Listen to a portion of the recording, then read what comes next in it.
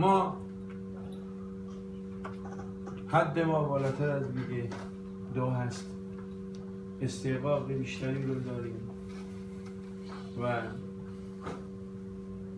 قطعا شما بدانید ما در فصل آینده لیگ 2 بازی نخواهیم کرد. این خیلی معنا میتونه داشته باشه. من همه چیز رو امروز نمیتونم به شما بگم، ولی این رو به شما میگم قطعا ما لیگ 2 بازی نخواهیم. این معنا داره نه بازی نخواهیم کرد که همون چرا میذاریم پای خداحافظ. اینجوری نیست. نه اینکه آقا یه لیگ یکی میریم. اینم حالا با هم نمیخوام خیلی باز نکنم، ولی لیگ 2 بازی نمیکنیم. این رو مطمئن باشید شما. ما حق نداریم شما رو نذاریم ببینن. یک بار داره 42 کشور دنیا داره نشان میده، تمام ایران داره میخواد بازی شما رو نشان بده. یا این داماش کیه؟ این داماشیه کیه؟ اینا کجان اصلا؟ ما میخوایم بگیم ما زنده هستیم، به قول آقای مهندس ما یه مکتبیم و هستیم، نفس میکشیم و باید به جای ما به جایگاه هستیم و برگردیم. این رو شما باید. ما به همین خاطر موافقت کردیم که آقا این اتفاق بیفته. میدانیم چیکار داریم میکنیم. شما قطعا میبینید که این تصمیم درست و عاقلانه ای بوده. ما توان این رو داریم، با هر تیمی بازی بود. ما قدرت این رو داریم. تیم ما توانمند است، تیم ما قدرتمند است، تیم ما تیم قوی هست و اعتقاد داریم. ما به شما اعتقاد داریم و حیفم آمد، باور کنید هم حیفم آمد که شما دیده نشید و هم به افتخار رشت و هواداران ما و استان گیلان میریم بازی میکنیم. بازی جوان مردانه و محکمی هم خواهیم کرد. ما هر چی داریم میذاریم.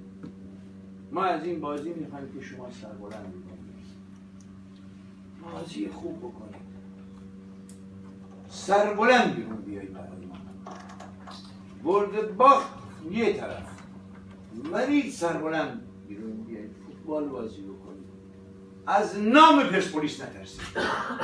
فردا هم گفتیم بچه ها همتون بخشوده شدید، اونایی که جرایمی داشتن همه رو بخشودگی زدید، هیچ که دیگه جریمه نداره، همه بخشودگی. فردا صبح قبل از پرواز انشالله میاید چکاتون رو میگیرید، همه مبلغ رو که فعال داده بودیم شما تعداد صدتون مانده کنم شما پرداخت میکنید، تایید کردیم دیگه 4-5 روز دیگه میاد به حساب ما، ولی چکتون رو فردا بهتون میدیم که میخوایم تنها تیمی باشیم در کشور که با همه بازیکناش تصفیه کرده باشیم. ما میخوایم تنها تیم باشیم، هیچ تیمی این کار نکرده. گفتیم هم با بازیکن‌ها هم با کادر فنی تصفیه بکنید، چکاشون هم بدید، به چکاتون هم خرج کنید. اینو من دارم بهتون میگم. اینو من دارم که اینو قرار شد که دیگه هر جور هست تامین بکنم تا 4 روز دیگه هم تامین بشه. یه پاداش ویژه‌ای هم برای شما گذاشتیم برای این بازی. پاداش بسیار بسیار مناسب و عالی، خیلی خوب چون میدونم اون دفعه آخه بعضیا پاداش گذاشته بود اینا نمیتونن این کارو بکنن. من جرئت نمیکنم این کارو بکنم. چون میگه آقا پاداش میگه اینا نمیتونن. نه شما میبرید. شما اینجوری آدمای خطرناکی هستید. یه دفعه دیدی با پرسپولیس رو بردید. بعد من زیاد ریسک نمیکنم. ولی پاداش خوبی ویژه است. یه پاداش ویژه بلافاصله هم هست. زیاد طولانی هم نیست.